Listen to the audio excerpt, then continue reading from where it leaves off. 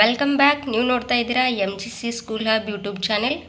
ವಿಡಿಯೋನ ಸ್ಟಾರ್ಟ್ ಮಾಡೋಕ್ಕಿಂತ ಮುಂಚೆ ಇನ್ನೂ ಯಾರು ಈ ಚಾನೆಲ್ನ ಸಬ್ಸ್ಕ್ರೈಬ್ ಮಾಡಿಲ್ವೋ ಲೈಕ್ ಮಾಡಿ, ಶೇರ್ ಮಾಡಿ, ಸಬ್ಸ್ಕ್ರೈಬ್ ಮಾಡಿ. ಹಾಗೆ ಇನ್ನೂ ಹೆಚ್ಚಿನ ವಿಡಿಯೋಗಳು ಬೇಕಾದಲ್ಲಿ ಕಮೆಂಟ್ ಮಾಡಿ ಅಂತ ಹೇಳ್ತಾ ವಿಡಿಯೋನ ಸ್ಟಾರ್ಟ್ ಮಾಡೋಣ. ಈ ವಿಡಿಯೋದಲ್ಲಿ ನಾವು GPSTR ಪರೀಕ್ಷೆಯಲ್ಲಿ ಅಂದರೆ 2017ರಿಂದ 2022ರವರೆಗಿನ ಪ್ರಶ್ನೆ ಪತ್ರಿಕೆಗಳಲ್ಲಿ ಸಮಾಜ ವಿಜ್ಞಾನ ಪತ್ರಿಕೆ 2ರಲ್ಲಿ ಕೇಳಿರುವಂಥ 3-4 ಅಂಕಗಳ ಪ್ರಶ್ನೆಗಳಿಗೆ ನಾವು ಡಿಸ್ಕ್ರಿಪ್ಟಿವ್ ಆನ್ಸರ್ಗಳನ್ನ ಯಾವ ರೀತಿಯಾಗಿ ಬರೀಬೇಕು ಮತ್ತು ಯಾವ ಅತಿ ಹೆಚ್ಚು ಬಾರಿ ಪುನರಾವರ್ತಿತ ಆಗಿರ್ತಕ್ಕಂಥ ಜಾಸ್ತಿ ರಿಪೀಟೆಡ್ ಕ್ವಶನ್ಸ್ಗಳನ್ನು ನಾವು ಈ ಒಂದು ಸೆಷನ್ನಲ್ಲಿ ಡಿಸ್ಕಸ್ ಮಾಡೋಣ. ವಿಡಿಯೋನ ಸ್ಟಾರ್ಟ್ ಮಾಡೋಣ. 1. ಶ್ರಮದ ಲಕ್ಷಣಗಳನ್ನು ಬರೆಯಿರಿ. ಶ್ರಮದ ಲಕ್ಷಣಗಳನ್ನು ಬರೆಯಿರಿ. 1. ಶ್ರಮವನ್ನು ಶ್ರಮಿಕನಿಂದ ಬೇರ್ಪಡಿಸಲಾಗುವುದಿಲ್ಲ. 2. ಶ್ರಮದ ಪೂರೈಕೆ ಕಾಲಾಂತರದಲ್ಲಿ ಬದಲಾಗುತ್ತದೆ. 3. ಶ್ರಮವನ್ನು ಸಂಗ್ರಹಿಸಿಡಲು ಸಾಧ್ಯವಿಲ್ಲ. 4. ಶ್ರಮವು ದಕ್ಷತೆಯಲ್ಲಿ ಭಿನ್ನತೆ ಇದೆ. 5. ಶ್ರಮದ ವಲಸೆ ಪ್ರಮಾಣ ಕಡಿಮೆ. ಈ ಎಲ್ಲ ಲಕ್ಷಣಗಳು ಶ್ರಮದ ಲಕ್ಷಣಗಳಾಗಿವೆ. ನಾವು ಶ್ರಮವನ್ನು ಯಾರು ಶ್ರಮ ಮಾಡ್ತಿರ್ತಾರಲ್ಲ, ಕೆಲಸ ಮಾಡ್ತಿರ್ತಾರಲ್ಲ, ಅವರಿಂದ ಆ ಕೆಲಸವನ್ನು ಬೇರ್ಪಡಿಸಲಿಕ್ಕೆ ಆಗೋದಿಲ್ಲ. ಹಾಗೆ ಶ್ರಮವನ್ನು ಪೂರೈಕೆ ಮಾಡುವಂಥದ್ದನ್ನು ಕಾಲಾಂತರದಲ್ಲಿ ಬದಲಾಗತ್ತೆ. ಅಂದರೆ ಕೆಲವೊಂದು ಸಲ ಸ್ಟಾರ್ಟಿಂಗಲ್ಲಿ ಶ್ರಮವನ್ನು ಜಾಸ್ತಿ ಎಫೆಕ್ಟಿವ್ ಆಗಿ ಮಾಡ್ತಾ ಇರ್ತಾರೆ. ಆಮೇಲೆ ಕೆಲವೊಂದು ಸಲ ಹೆಚ್ಚು ಕಡಿಮೆ ಆಗ್ಬೋದು ಕೆಲಸದಲ್ಲಿ. ಅದಕ್ಕೆ ಶ್ರಮದ ಪೂರೈಕೆ ಕಾಲಾಂತರದಲ್ಲಿ ಬದಲಾಗುತ್ತದೆ. 3. ಶ್ರಮವನ್ನು ಸಂಗ್ರಹಿಸಿಡಲು ಸಾಧ್ಯವಿಲ್ಲ. ನಾವು ಮಾಡುವಂಥ ಕೆಲಸವನ್ನು ಶ್ರಮ ಅಂತ ಕರಿತೀವಿ. ಆ ಶ್ರಮವನ್ನು ನಾವು ಸಂಗ್ರಹಿಸಿಡಲಿಕ್ಕೆ ಸಾಧ್ಯ ಆಗೋದಿಲ್ಲ. 4. ಶ್ರಮವದ್ದು ದಕ್ಷತೆಯಲ್ಲಿ ಭಿನ್ನತೆ ಇದೆ. ಈ ಶ್ರಮ ಅಂತಂದರೆ ಶ್ರಮದ ದಕ್ಷತೆ ಅಂದರೆ ಸಾಮರ್ಥ್ಯ ಅಂತ ಅರ್ಥ. ಈಗ ಪ್ರತಿಯೊಬ್ಬರು ಒಬ್ಬರಿಂದ ಒಬ್ಬರಿಗೆ ಶ್ರಮದ ದಕ್ಷತೆಯಲ್ಲಿ ಭಿನ್ನತೆ ಇರುತ್ತೆ. ಇದು ಶ್ರಮದ ವಲಸೆ ಪ್ರಮಾಣ ಕಡಿಮೆ. ಶ್ರಮ ಒಂದು ಪ್ರದೇಶದಿಂದ ಮತ್ತೊಂದು ಕಡೆಗೆ ವಲಸೆ ಹೋಗುವುದು ಅತಿ ಕಡಿಮೆ. ಈ ಎಲ್ಲ ಲಕ್ಷಣಗಳು ಶ್ರಮದ ಲಕ್ಷಣಗಳಾಗಿವೆ. ಈ ಸಮಯ ತುಂಬ ಮಹತ್ವವಾದದ್ದು. ಏಕೆಂದರೆ GPSTR ಇನ್ನೇನು ಸ್ವಲ್ಪದರಲ್ಲೇ ಶೀಘ್ರದಲ್ಲೇ ಕನ್ಫರ್ಮ್ ಆಗುತ್ತೆ. ಅದಕ್ಕೆ ಎಲ್ಲರೂ ಯಾರೂ ಟೈಮ್ ವೇಸ್ಟ್ನ ಮಾಡಲಾರ್ದೆ ನೀವು ಓದ್ತಾ ಹಾಗೆ ನೋಟ್ಸ್ನ ಮಾಡ್ತಾ ಹೋಗಿ. ನೋಟ್ಸ್ ಮಾಡೋದ್ರಿಂದ ನಿಮಗೆ ತುಂಬಾ ಹೆಲ್ಪ್ ಆಗುತ್ತೆ. ಹಾಗೆ ಜಾಸ್ತಿ ನೆನಪಿನಲ್ಲಿ ಇರುತ್ತೆ. ಆಮೇಲೆ ಪಾಯಿಂಟ್ಸಾಗಿ ಬರೆಯೋದ್ರಿಂದ ಎಫೆಕ್ಟಿವ್ ಆನ್ಸರನ್ನು ಆಗುತ್ತೆ. ಆಮೇಲೆ ನಿಮಗೆ ಟೈಮ್ ಸೇವಿಂಗ್ ಆಗುತ್ತೆ ಅಂತ ಹೇಳ್ತಾ ನೆಕ್ಸ್ಟ್ ಮುಂದಿನ ಪ್ರಶ್ನೆ ನೋಡೋಣ. ಪ್ರಶ್ನೆ 2. ಶಂಕರಾಚಾರ್ಯರು ಸ್ಥಾಪಿಸಿದ ಮಠಗಳು ಯಾವುವು? 1. ಶಂಕರಾಚಾರ್ಯರು 5 ಮಠಗಳನ್ನು ಸ್ಥಾಪನೆ ಮಾಡ್ತಾರೆ. 1. ಪುರಿಯ ಗೋವರ್ಧನ ಪೀಠ, ಪುರಿಯಲ್ಲಿ ಗೋವರ್ಧನ ಪೀಠವನ್ನು ಸ್ಥಾಪನೆ ಮಾಡ್ತಾರೆ. 2. ದ್ವಾರಕಾದಲ್ಲಿ ಕಾಳಿಕಾ ಪೀಠವನ್ನು ಸ್ಥಾಪನೆ ಮಾಡ್ತಾರೆ. 3. ಶೃಂಗೇರಿಯಲ್ಲಿ ಶಾರದಾ ಪೀಠವನ್ನು ಸ್ಥಾಪನೆ ಮಾಡ್ತಾರೆ. 4. ಬದರಿಯಲ್ಲಿ ಜ್ಯೋತಿರ್ಪೀಠ ಅಥವಾ ಜ್ಯೋತಿರ್ಮಠವನ್ನು ಸ್ಥಾಪನೆ ಮಾಡ್ತಾರೆ. 5. ಕಂಚಿಯಲ್ಲಿ ಕಾಮಕೋಟಿ ಪೀಠ ಎಂಬ ಮಠವನ್ನು ಸ್ಥಾಪನೆ ಮಾಡ್ತಾರೆ. ಈ 5 ಪೀಠಗಳು ಅಥವಾ ಮಠಗಳು ಬಹು ಪ್ರಮುಖವಾದದ್ದು. ಪರೀಕ್ಷೆಯಲ್ಲಿ ಪದೇ ಪದೇ ಬರುವಂಥ ಪ್ರಶ್ನೆಯಾಗಿದೆ. ಮುಂದಿನ ಪ್ರಶ್ನೆ. ಭಾರತದಲ್ಲಿ ಸಣ್ಣ ಕೈಗಾರಿಕೆಗಳು ಹೇಗೆ ಸಹಾಯಕವಾಗಿದೆ ಎಂಬುದನ್ನು ಸಮರ್ಥಿಸಿ. ಅಂದರೆ ಭಾರತದ ಆರ್ಥಿಕ ವ್ಯವಸ್ಥೆಯಲ್ಲಿ ಸಣ್ಣ ಕೈಗಾರಿಕೆಗಳು ಹೇಗೆ ಸಹಾಯಕವಾಗಿವೆ ಎಂಬುದನ್ನು ಸಮರ್ಥಿಸಬೇಕು. 1. ಉದ್ಯೋಗ ಸೃಷ್ಟಿ. ಅಂದರೆ ಸಣ್ಣ ಕೈಗಾರಿಕೆಗಳು ಅಥವಾ ಗುಡಿ ಕೈಗಾರಿಕೆಗಳು ಭಾರತದಲ್ಲಿ ಅತಿ ಹೆಚ್ಚಿನ ಪ್ರಮಾಣದಲ್ಲಿ ಉದ್ಯೋಗ ಸೃಷ್ಟಿಯನ್ನು ಮಾಡುವುದರ ಮೂಲಕ ಭಾರತದ ಆರ್ಥಿಕತೆಯಲ್ಲಿ ಒಂದು ಮಹತ್ತರವಾದ ಸಹಾಯವನ್ನು ಮಾಡಿವೆ ಅಂತ ಹೇಳ್ಬೋದು. 2. ಗ್ರಾಮೀಣ ಪ್ರದೇಶದ ಕೌಶಲ್ಯ ಹೊರತರುವಿಕೆ. ಸಣ್ಣ ಕೈಗಾರಿಕೆಗಳು ಗ್ರಾಮೀಣ ಪ್ರದೇಶದಲ್ಲಿ ಹೆಚ್ಚು ಹೂಡಿಕೆಯಾಗಿರೋದ್ರಿಂದ, ಗ್ರಾಮೀಣ ಪ್ರದೇಶಗಳಲ್ಲಿ ಅವು ಇರುವುದರಿಂದ ಏನಾಗುತ್ತೆ, ಗ್ರಾಮೀಣ ಪ್ರದೇಶದಲ್ಲಿರುವಂಥ ಜನರ ಒಂದು ಕೌಶಲ್ಯಗಳು ಅವುಗಳ ಮೂಲಕ ಹೊರಬರುತ್ತವೆ. 3. ಉಳಿತಾಯ ಮತ್ತು ಪ್ರೋತ್ಸಾಹದ ಮೂಲಕ ಸಂಪನ್ಮೂಲಗಳ ಕ್ರೋಢೀಕರಣ.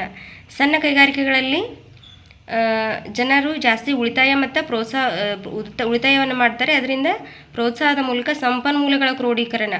ಈ ಸಣ್ಣ ಕೈಗಾರಿಕೆಗಳಿಂದ ಏನಾಗುತ್ತೆ, ಉಳಿತಾಯ ಮತ್ತು ಪ್ರೋತ್ಸಾಹಗಳನ್ನು ಮಾಡುವುದರ ಮೂಲಕ ಸಂಪನ್ಮೂಲಗಳ ಕ್ರೋಢೀಕರಣ ಆಗುತ್ತೆ. ನೆಕ್ಸ್ಟ್, ಕೈಗಾರಿಕೆಗಳ ವಿಕೇಂದ್ರೀಕರಣಕ್ಕೆ ಸಹಾಯ. ಕೈಗಾರಿಕೆಗಳ ವಿಕೇಂದ್ರೀಕರಣ ಅಂತಂದರೆ ಕೈಗಾರಿಕೆಗಳು ಯಾವುದೇ ಒಂದೇ ಸ್ಥಳದಲ್ಲಿ ರಚನೆ ಆಗಲಾರ್ದೆ ಅಥವಾ ಬೇರೆ ಬೇರೆ ಕಡೆ ಅಂದರೆ ಕೈಗಾರಿಕೆಗಳು ಒಂದೇ ಸ್ಥಳದಲ್ಲಿ ಇರಲಾರ್ದೆ ಬೇರೆ ಬೇರೆ ಕಡೆಗಳು ಇರೋದರಿಂದ, ಕಾರ್ಖಾನೆಗಳಾಗಿರ್ಬೋದು, ಇಂಡಸ್ಟ್ರಿಯಲ್ ಏರಿಯಾಸ್ ಆಗಿರ್ಬೋದು, ಬೇರೆ ಬೇರೆ ಎಲ್ಲ ಕಡೆಯೂ ಇರುವುದರಿಂದ ಸಣ್ಣ ಕೈಗಾರಿಕೆಗಳು ಆರ್ಥಿಕತೆಗೆ ಎಲ್ಲ ಕಡೆಯ ಜನರ ಅಲ್ಲಿರುವಂಥ ಸಂಪನ್ಮೂಲಗಳನ್ನು ಬಳಕೆ ಮಾಡಿಕೊಂಡು, ಅಲ್ಲಿರುವಂಥ ಜನರ ಒಂದು ಕೌಶಲ್ಯವನ್ನು ಬಳಕೆ ಮಾಡಿಕೊಂಡು ಆರ್ಥಿಕತೆಯಲ್ಲಿ ಒಂದು ಸಹಾಯವನ್ನು ಮಾಡುತ್ತವೆ.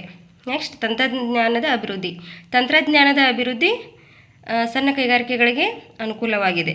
ನೆಕ್ಸ್ಟ್ ಆದಾಯದ ಸಮಾನ ಹಂಚಿಕೆ. ಈ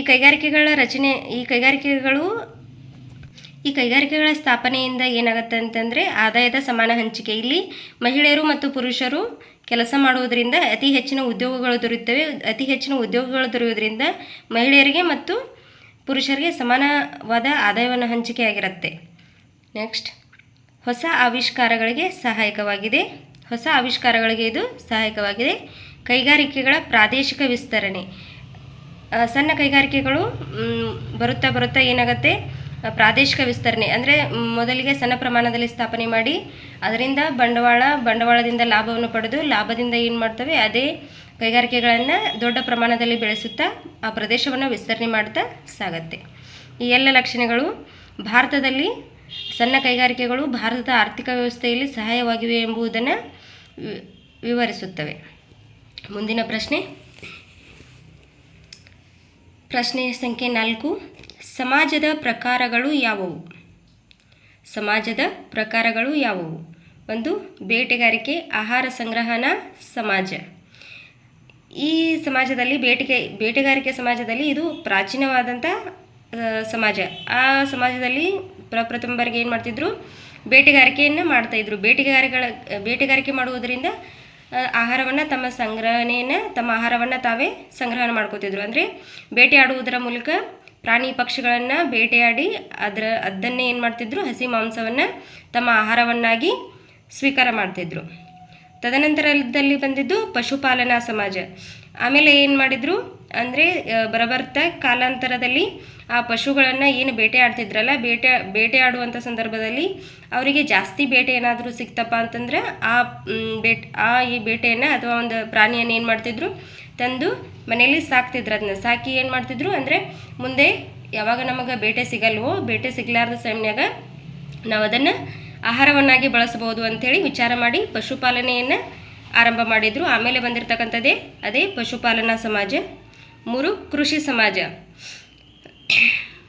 ಈ ಪಶುಪಾಲನಾ ಸಮಾಜದ ನಂತರ ಬಂದಿರತಕ್ಕಂಥದ್ದು ಕೃಷಿ ಸಮಾಜ. ಈ ಕೃಷಿ ಸಮಾಜದಲ್ಲಿ ಇಲ್ಲಿ ಮಾನವ ಏನು ಮಾಡ್ತಾನೆ ಅಂತಂದ್ರೆ ಕೃಷಿಯನ್ನು ಕಲಿತಾನೆ. ಅಂದ್ರೆ ಬೆಳೆ ಬೆಳೆಯುವುದನ್ನು ಕಲಿತಾನೆ. ಬೆಳೆಯನ್ನು ಬೆಳೆದು ಅದರಿಂದ ಲಾಭವನ್ನು ಪಡೆಯುವುದು ಮತ್ತು ಆಹಾರವನ್ನು ಸಂಗ್ರಹಣೆ ಮಾಡುವಂತಹ ಕಲೆಯನ್ನು ಈ ಕೃಷಿ ಸಮಾಜದಲ್ಲಿ ಮಾನವ ಕಲಿತಾನೆ.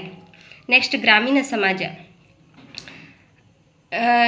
ತದನಂತರದಲ್ಲಿ ಜನರ ಒಂದು ಸಮೂಹ ಗುಂಪು ಏನಾಗತ್ತೆ ಅಂತಂದ್ರೆ ಒಂದು ಗ್ರಾಮೀಣ ಅಂತ ಹೇಳಿಕೆಯಿಂದ ಕರೆಯಲ್ಪಡ್ತದೆ.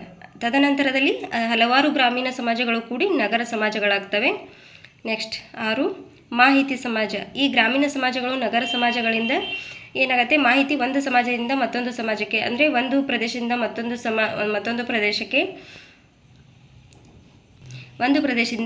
ಪ್ರದೇಶಕ್ಕೆ ಮಾಹಿತಿ ಏನಾಗುತ್ತೆ ವಿನಿಮಯ ಆಗ್ತಾ ಇರುತ್ತೆ. ಅದಕ್ಕೆ ಮಾಹಿತಿ ಸಮಾಜ ಅಂತ ಹೇಳಿ ಕರೀತಾರೆ. ನೆಕ್ಸ್ಟ್ ಕೈಗಾರಿಕಾ ಸಮಾಜ. ಕೈಗಾರಿಕೆಗಳು ಅತಿ ಹೆಚ್ಚು ಏನಾಗುತ್ತೆ ಸ್ಥಾಪನೆ ಆಗಲಿಕ್ಕೆ ಸ್ಟಾರ್ಟ್ ಆಗ್ತವೆ. ಈಗಿರುವಂಥದ್ದು ಕೈಗಾರಿಕಾ ಸಮಾಜ. ಈ ಎಲ್ಲ ಪ್ರಕಾರದ ಸಮಾಜಗಳು ಇವೆಲ್ಲವೂ ಸಮಾಜದ ಪ್ರಕಾರಗಳಾಗಿವೆ. ಮುಂದಿನ ಪ್ರಶ್ನೆ ಸಂಖ್ಯೆ 5. ಹಣದ ವಿಕಾಸದ ಹಂತಗಳನ್ನು ಬರೆಯಿರಿ. 5. ಹಣದ ವಿಕಾಸದ ಹಂತಗಳನ್ನು ಬರೆಯಿರಿ. 1. ವಸ್ತು ವಿನಿಮಯ ಅಥವಾ ಸಾಟಿ ಪದ್ಧತಿ. ಅಂದರೆ ಹಣ ಈಗ ಸದ್ಯದಲ್ಲಿ ನಾವು ಯೂಸ್ ಮಾಡುವಂತಹ ರೂಪಾಯಿ ಏನು ಯೂಸ್ ಮಾಡ್ತೀವಲ್ಲ, ಅದು ಮೊಟ್ಟ ಮೊದಲ ಬಾರಿಗೆ ಅಂದರೆ ಪ್ರಾಚೀನ ಕಾಲದಲ್ಲಿ ಯಾವ ರೀತಿಯಾಗಿ ಬೆಳವಣಿಗೆ ಆಗ್ತಾ ಬಂತು ಇಲ್ಲಿವರೆಗೂ ಅನ್ನೋದ್ರ ಬಗ್ಗೆ ನಾವು ಹೇಳಬೇಕಾಗತ್ತೆ. 1. ವಸ್ತು ವಿನಿಮಯ ಪದ್ಧತಿ ಅಥವಾ ಸಾಟಿ ಪದ್ಧತಿ ಅಥವಾ ವಸ್ತು ವಿನಿಮಯ ಪದ್ಧತಿ ಅಂತಂದರೆ ಹಿಂದಿನ ಕಾಲದಲ್ಲಿ ಏನು ಮಾಡ್ತಿದ್ರು ಜನರು, ಆಗ ಹಣದ ಮೂಲ ರೂಪ ಇರಲಿಲ್ಲ, ಹಣದ ರೂಪದಲ್ಲಿ ಇರಲಿಲ್ಲ. ಆಗ ವಸ್ತುಗಳ ರೂಪದಲ್ಲಿ ಏನು ಮಾಡ್ತಿದ್ರು, ಅವರು ವ್ಯಾಪಾರ ವ್ಯವಹಾರಗಳನ್ನು ಮಾಡ್ತಿದ್ರು.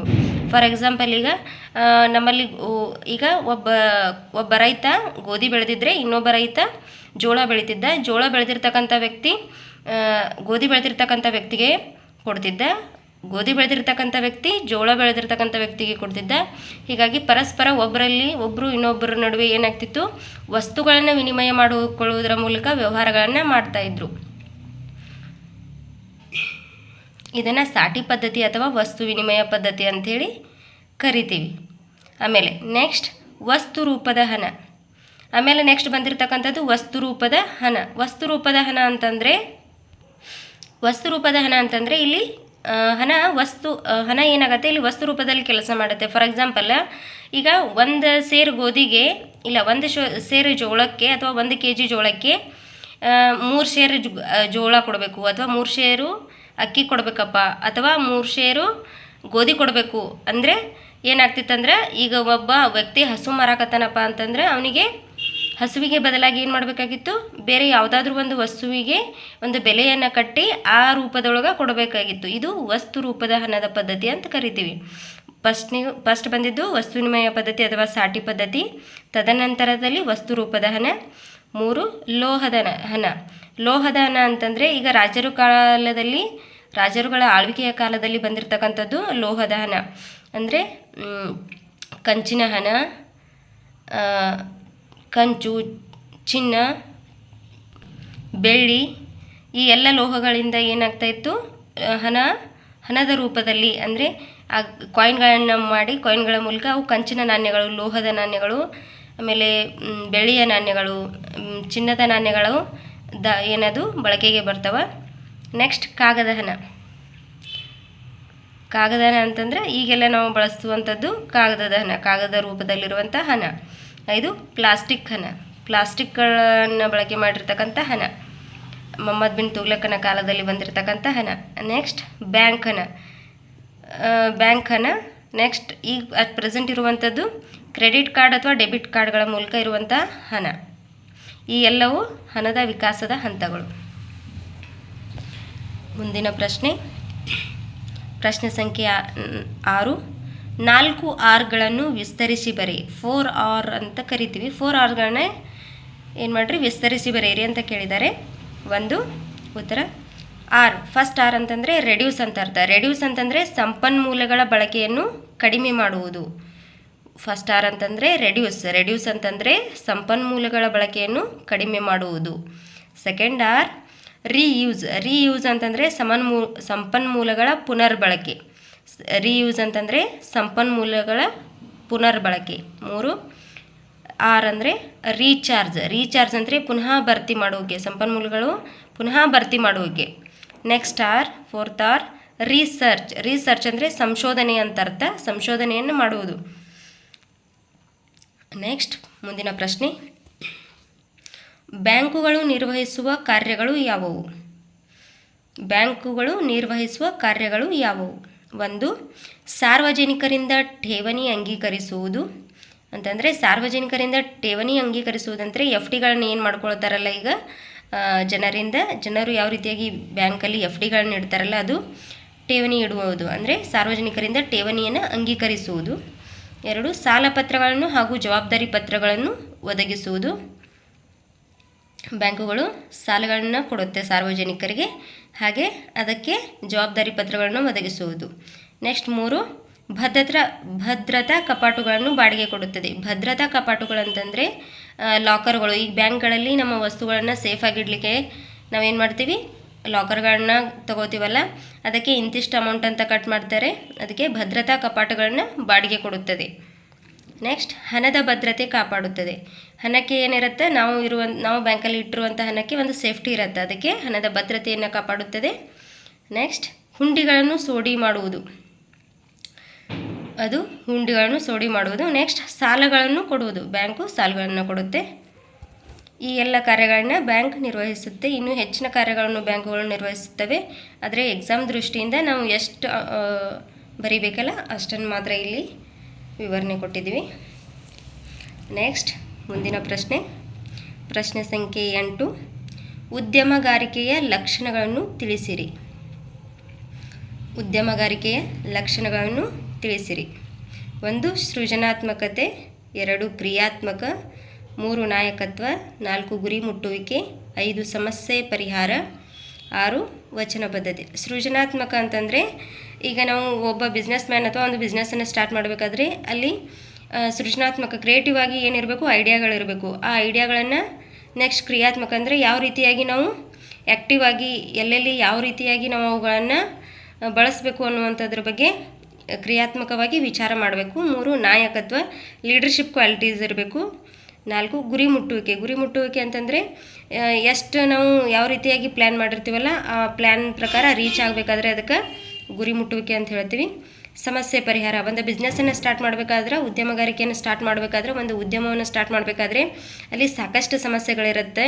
ಅಂದರೆ ಫಾರ್ ಎಕ್ಸಾಂಪಲ್ ಈಗ ಬಂಡವಾಳವನ್ನು ಹಾಕುವುದಾಗಿರ್ಬೋದು, ಆ ಬಂಡವಾಳಕ್ಕೆ ತಕ್ಕಂಗೆ ಅಲ್ಲಿ ಇರುವಂಥ ನಾವು ಹಾಕುವಂಥ ಬಂಡವಾಳ ಮತ್ತು ನಾವು ಸ್ಟಾರ್ಟ್ ಮಾಡುವಂಥ ಕೈಗಾರಿಕೆ, ಆ ಪ್ರದೇಶದಲ್ಲಿ ಸಂಪನ್ಮೂಲಗಳು, ಕಚ್ಚಾ ಸಂಪನ್ಮೂಲಗಳು ನಮಗೆ ದೊರೆಯುವಂಥದ್ದಿರ್ಬೋದು, ಯಾವ ಪ್ರಮಾಣದಲ್ಲಿ ದೊರೀತವೆ ಅಥವಾ ಯಾವುದಾದ್ರೂ ಒಂದು ದೊರೀದೇ ಇರ್ಬೋದು. ಅಲ್ಲಿ ಮಾನವ ಸಂಪನ್ಮೂಲ ಯಾವ ರೀತಿಯಾಗಿದೆ, ಈ ಎಲ್ಲ ಸಂಪನ್ಮೂಲಗಳು ಕೆಲವೊಂದು ಕಡೆ ಕೊರತೆ ಇರುತ್ತೆ. ಈ ಎಲ್ಲ ಸಮಸ್ಯೆಗಳು ಬರಬಹುದು. ಈ ಸಮಸ್ಯೆಗಳನ್ನು ನಾವು ಯಾವ ರೀತಿ ಬಿಸ್ನೆಸ್ ಮ್ಯಾನ್ ಆಗಿ ಅಥವಾ ಉದ್ಯಮಗಾರಿಕೆಯೇ ಯಾವ ರೀತಿಯಾಗಿ ಅದನ್ನು ಪರಿಹಾರ ಮಾಡಬೇಕು ಅನ್ನುವಂಥದ್ದು ಉದ್ಯಮಗಾರಿಕೆ ಲಕ್ಷಣವಾಗಿದೆ. ನೆಕ್ಸ್ಟ್ ವಚನಬದ್ಧತೆ ಅಂತಂದರೆ ಪ್ರತಿಯೊಂದು ಕೈಗಾರಿಕೆ ಅಥವಾ ಒಂದು ಉದ್ಯಮವನ್ನು ಸ್ಟಾರ್ಟ್ ಮಾಡಬೇಕಾದ್ರೆ ಒಂದು ವಚನಬದ್ಧತೆ ಇರುತ್ತೆ. ವಚನಬದ್ಧತೆ ಅಂತಂದರೆ ಒಂದು ಟ್ಯಾಗ್ಲೈನ್ ಇರುತ್ತೆ, ಯಾವುದೋ ಒಂದು ಉದ್ದೇಶ ಇರುತ್ತೆ. ಆ ಉದ್ದೇಶಕ್ಕೆ ತಕ್ಕಂತೆ ಏನು ಮಾಡಬೇಕು, ಆ ಉದ್ಯೋಗವನ್ನು ಪ್ರಾರಂಭ ಮಾಡಿ ಅದನ್ನು ಆ ಮಾತನ್ನು ನಾವು ಏನು ಮಾಡಬೇಕಾಗತ್ತೆ, ಫಾಲೋ ಮಾಡಬೇಕಾಗತ್ತೆ. ಇಲ್ಲಿವರೆಗೂ ವಿಡಿಯೋವನ್ನು ನೋಡಿದ್ದಕ್ಕಾಗಿ ಧನ್ಯವಾದಗಳು. ಇದೇ ರೀತಿ ವಿಡಿಯೋನ ಲೈಕ್ ಮಾಡಿ, ಶೇರ್ ಮಾಡಿ, ಕಮೆಂಟ್ ಮಾಡಿ, ಸಬ್ಸ್ಕ್ರೈಬ್ ಮಾಡಿ ಅಂತ ಹೇಳ್ತಾ, ಹೆಚ್ಚಿನ ವಿಡಿಯೋಗಳಿಗಾಗಿ ಕಮೆಂಟ್ ಮಾಡಿ ಅಂತ ಹೇಳ್ತಾ, ಇಲ್ಲಿವರೆಗೂ ವಿಡಿಯೋನ ನೋಡಿದ್ದಕ್ಕಾಗಿ ಧನ್ಯವಾದಗಳು.